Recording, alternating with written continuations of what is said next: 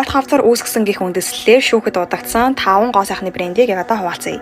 За нэгдүгээр Johnson & Johnson брендийн powder. Энэ powder-аас бол asbestos гэдэг бодис илэрсэн. Powder-ыг одоо өдөр тутамдаа тогтмол хэрэглэдэг байсан эмэгтэйчүүдэд хожмоо өндөвшний хорт хавдар илэрсэн.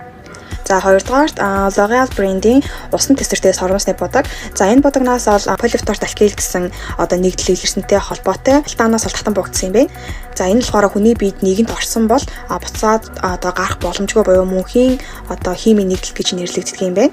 За 3-р Dove брендийн dry shampoo буюу одоо хуурай шампунь. За эндээс болохоор цусны цагаан эсийн хорт хавдар үүсгэгч одоо бензол гэх нэгдэл илэрсэн гэж үзсний улмаас шүүхэд одоо дуудагдсан байна. 4-р Neutrogena брендийн нарны тос.